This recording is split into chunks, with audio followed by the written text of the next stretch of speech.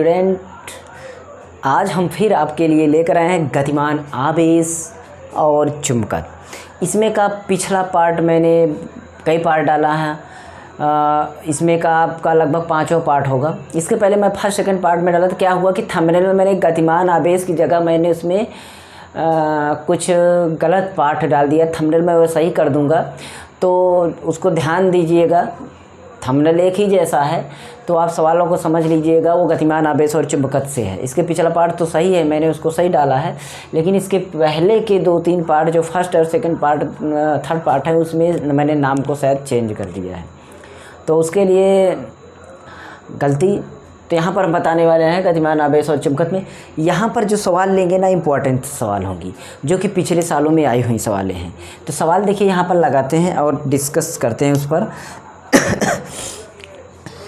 एक लंबे तार में 10 एम्पीयर की धारा उत्तर से दक्षिण की ओर प्रवाहित हो रही है। उत्तर से दक्षिण की ओर प्रवाहित हो रही है, तो तार से 10 सेंटीमीटर दूर एक इलेक्ट्रॉन को दक्षिण से उत्तर की ओर 2 मीटर सेकंड के वेग से प्रक्षेपित किया गया है। इलेक्ट्रॉन पर लगने वाले बल का परिमाण तथा दिशा ज्ञात कीजिए। ये बात है, परिमाण तथा दिशा ज्ञात करना है, ठीक है। तो आपको काम क्या करना है? सबसे पहला काम आपके लिए मैं जो बताता हूँ वो काम है, आपको जो भी वैल्यूज दी गई है उसको नोट करना। जो वैल्यूज दी गई है उसको आपको नोट करना है। जैसे यहाँ पर पढ़ने से क्या मिल रहा है कि एक लंबे सीधे तार में 10 एम्पीयर की धारा प्रवाहित हो रही है। तो यहाँ पर आपको ध्यान देना है कि इसमें जो उत्पन्न चुंबकीय क्षेत्र कितना उत्पन्न हो रहा है उसको पहले निकालना है कि इसमें धारा सीधे धारा वाली लंबी तार में उत्पन्न चुंबकीय क्षेत्र, तो उसको हम पूरा नहीं लिख रहे हैं कि मतलब लंबे सीधे तार मतलब लंबे सीधे धारावाही तार के में उत्पन्न चुंबकीय चुंबकीय क्षेत्र, ठीक है।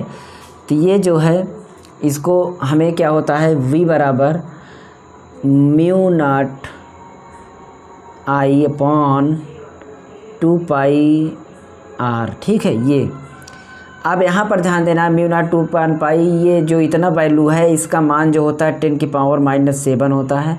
उसके बाद आपका 2I/r ये आपका बन जाता है। तो यहाँ पर कैसे हुआ कि आपका ये यहाँ पर 2 जब हम इसमें मल्टीप्लाई करें तो इसमें का 2 तो मिला करके 4 होता है, तो वहाँ पर आपका ये हो जाता है, लेकिन ऊपर तुम्हारा तो बढ़ गया। ये बात आपको समझना है। अब यहाँ पर जो हमारा मान है, जो यहाँ पर मान होगा उसमें ध्यान देने वाली बात क्या है आपके लिए कि इसमें I का मान जो है हम रखते हैं, तो I का मान हमें क्या मिल रहा था, बोलने 10 एम्पियर। कितना बोला जा रहा है, 10 एम्पियर। तो यहाँ पर हम क्या करेंगे, 10 एम्पियर रख देंगे। एक बात तो यहाँ पर हम 10 एम्पियर रख देंगे। दूसरा चलिए रख देते हैं, 2 हो गया, ये 10 की घात -7 ये हो गया, ये वाला 2 हो गया, सॉरी यही 2 तो लिखा था। यहाँ पर I का मान 10 हो गया अपान R का मान हमारा कितना है इसको लिखना है। अब ध्यान दीजिए, R का मान हम सवाल में अगर पढ़ते हैं तो कितना निकल रहा है, देखिए तार से 10 सेमी दूर एक इलेक्ट्रॉन, 10 सेमी दूर एक इलेक्ट्रॉन। अब बताइए 10 सेमी दूर है, 10 सेमी है, मान लीजिए यहाँ पर आपने 10 सेमी लिखा है, 10 सेमी, इसको मी में बदलना है, तो आपको क्या करना होगा, 100 से भाग देना पड़ेगा। और 100 से जैसे ही भाग देंगे 2 अंक पे दशमलव, मतलब ये हो जाएगा 0.10 मी। ये हमने यूनिट चेंज करना वाला पार्ट बनाया है, बेसिक क्लास है, उसको देख लेना, आपको ये सारी चेंजेज आ जाएगी। तो यहाँ पर हम 0.10 ये लिखते हैं। अब इसमें क्या है कि अब इसको काटना है, 10 से 10 कट जाएगा, यहाँ पर दशमलव बनेगा, लेकिन 2 अंक पे दशमलव है, तो आप 2 माइनस की पावर कम कर दीजिए। बात समझिए मेरी। आप यहाँ पर क्या करना है कि 2 अंक पे दशमलव हटाने के लिए उधर साइड, उसके विपरीत साइड 100 का गुणा करेंगे। उसकी अपेक्षा मैं क्या कहता हूँ, कभी भी दशमलव हटाना हो, विपरीत में उसके अगर माइनस पावर हो तो उसको 10 की पावर, तो उसको आप कम कर दीजिए उतना। यहाँ पर 7, इसको 5 मान लेता हूँ, ये दशमलव 10 से 10 भी कैंसिल, 10 से 10 कैंसिल, -5 पावर बचा है। कितना पावर बचा है, -5 पावर, तो 2 गुणा 10 की घात -5। बात समझ में आई। 2 अंक पे दशमलव लो तो 2 अंक मैंने उसमें से काट दिया पावर को, बस बात वही हुई। ये तो हो गया मेरा यहाँ पर, जिसको हम लिखते हैं newton ampere newton ampere metre, ये हो जाता हमारा चुंबकीय क्षेत्र। अब यहाँ पर इसके बाद हमारा चुंबकीय क्षेत्र गतिमान, एक चीज़ और एक और निकालना है क्या कि दिशा इसमें भी निकालना है और उसके बाद बल का परिमाण निकालना है। तो बल का गतिमान इलेक्ट्रॉन पर बल, इलेक्ट्रॉन पर बल, इलेक्ट्रॉन पर बल, इलेक्ट्रॉन पर बल कैसा है, तो इसको हम F बराबर VE साइन थीटा।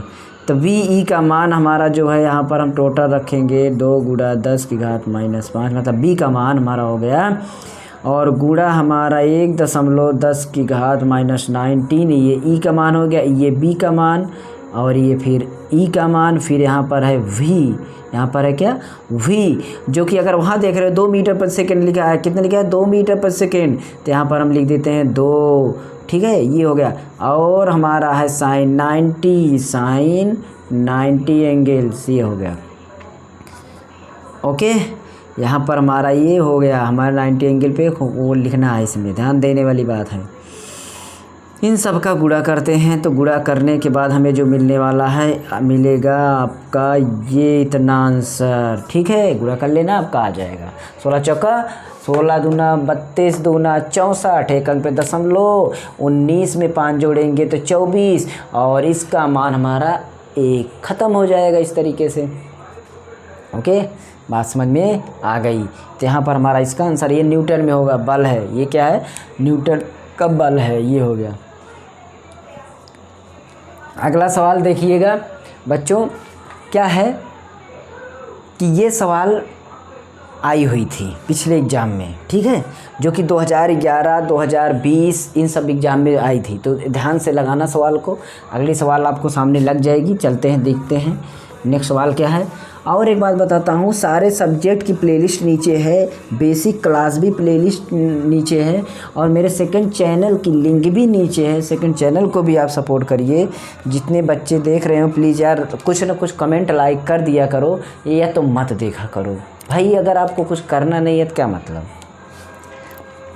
चलिए अगला सवाल देखिए, यहाँ पर है क्या 0.5 एंगस्ट्रॉम त्रिज्या की वृत्ताकार कक्षा में हाइड्रोजन परमाणु का एक इलेक्ट्रॉन 10 की घात 17 चक्कर प्रति सेकंड लगा रहा है, तो कक्षा के केंद्र पर उत्पन्न चुंबकीय क्षेत्र की गणना कीजिए। अच्छा, फिर से चुंबकीय क्षेत्र की गणना करना है, तो सारी चीज़ें वैसे आप निकाल भी लेंगे। आपको पता है कि 1 सेकंड में कुल आवेश कितना लग रहा है, उसमें सेकंड में आवेश में कितना लग रहा है एक चक्कर में, तो आप देखेंगे तो सारी चीज़ें तो फिक्स ही है। मान लीजिए कितना चक्कर लगा रहा है, 10 की घात, इलेक्ट्रॉन जो है 10 घात 17 चक्कर लगा रहा है, 10 घात 17 चक्कर। और एक इलेक्ट्रॉन का मान हमारा जो एक इलेक्ट्रॉन चक्कर जो लगा रहा है 1 सेकंड में, 1 सेकंड में क्या 1 सेकंड में हमारा आवेश का चक्कर जो है वो कितना है हमारा 1.6, ये 10 की घात 19 होता है, और ये 10 की घात 17 चक्कर लगा रहा है। इसको जो हम 17 इसमें से घट जाएगा 1.10 की पावर -2 बचेगा ना, ये हो गया।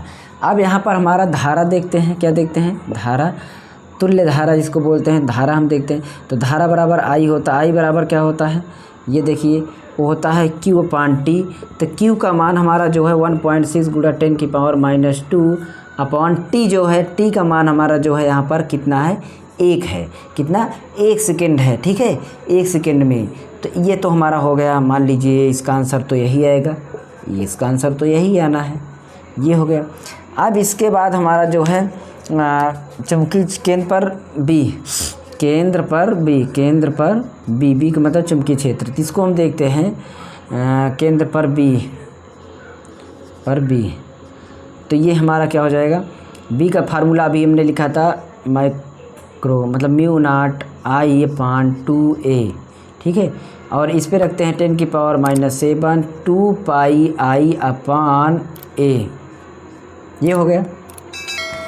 अब इसके बाद हमारा जो है यहाँ पर 10 की पावर -7 गुणा 2 गुणा 3.14 गुणा 1.6 10 पावर -2 अपॉन a का मान हमारा जो है कितना हो जाएगा 0.5 गुणा 10 की पावर -10।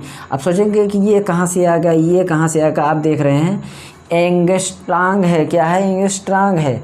अब यहाँ पर एंगस्ट्राम है जो आपका 5 त्रिज्या के एंगस्ट्राम है, तो उसी को हमने यहाँ पर लिखा है, ये एंगस्ट्राम की वैल्यूज है, ठीक है। ये 10⁻⁻10 एंगस्ट्राम की वैल्यूज है। मेरे चैनल पर अगर आप जुड़ जाएंगे तो आपको एक वीडियो ऐसी मिलेगी जिसमें सारी वैल्यूज हम लेकर आएंगे, और फिर एक वीडियो जैसी आएगी जिसमें हमारे साइंस फिजिक्स के ही सिंबल लेकर के आएंगे, फिर केमिस्ट्री के। बाकी मैं साइंस और मैथ से रिलेटेड सिंबल मैंने लेकर आया हूँ वीडियो। टोटल कम से कम उसमें मान के चलिए 50 सिंबल होंगे, और 100% इतने सिंबल है जो आपको कभी बाहर जाएंगे नहीं। तो ये हो गया। अब इसको हम काटेंगे, अगर इसको काटने से जो हमें मिलेगा आंसर वो हम 2 तरीके से काट सकते हैं। इसमें 5 से काट दीजिए आप इसको, यहाँ से इसको कम कर लीजिए। सारी चीज़ काटने के बाद हमारा 1.07 इतना आंसर आ जाएगा, ठीक है। तो आप काट लीजिएगा, इतना आंसर आ जाए, जो कि न्यूटन एम्पियर मीटर होगा, न्यूटन प्रति मीटर एम्पियर। ये हो गया। दूसरी सवाल आपकी ये थी। तो क्या है कि इसमें आपको यहाँ पर डिफ़िकल्टी जो काटने में, अब तो काटने का मेरा कैलकुलेशन की वीडियो है, बहुत सारा वीडियो, इतना वीडियो है ना कि शायद यूट्यूब पर उतना नहीं पड़ा है। तो आप वो सारे वीडियो देखिए ना, तो आपको ये कैलकुलेशन सेकंडों में कर लेंगे, बस आप उसको करिएगा, ठीक है। बाकी ये यार जी तो है ही, 5 है, 5 से कुछ भी काटेंगे कट जाएगा, ठीक है। तो बात को समझते रहिएगा, और जब दिक्कत हो तो बताइएगा, ठीक है। यहाँ पर हमने 2 सवाल को लगाया, 2 सवाल को हमने लगाया, और आपको इन सवालों को अच्छी तरीके से समझने की कोशिश करना है। अच्छी तरीके से कोशिश करिएगा कि ये सवालें जो हैं आप लगा लें, ठीक है। अब मैं जो अगला पार्ट लेकर के आऊँगा उसमें देखिए 2 सवाल इसमें नहीं, बहुत बड़ा वीडियो होता है तो लड़कों को कन्फ्यूजन हो जाती है, दिक्कत हो जाती है कि इतना बड़ा वीडियो सर उब गए। 2 सवाल आप लगाइए, इसके बाद में 3 सवाल लगभग लेगा, फिर 3 सवाल। गतिमान आवेश और चुंबकत्व में से जितने भी सवालें बनती हैं वो सारे आपको मिल जाएंगे धीरे धीरे करके। यार इतना पार्ट लेकर कहेंगे इस अभ्यास को एकदम ख़त्म ही कर देंगे। उसके बाद अगला अभ्यास आएगा, फिर अगला अभ्यास, तो सारे अभ्यास को हम होगा, चैप्टर वाइज हो जाएगा। केमिस्ट्री की भी क्लास चलती है, बस उसमें भी आप जुड़ जाइएगा। इंग्लिश की तो चलती ही है, आपको पता ही है, ठीक है।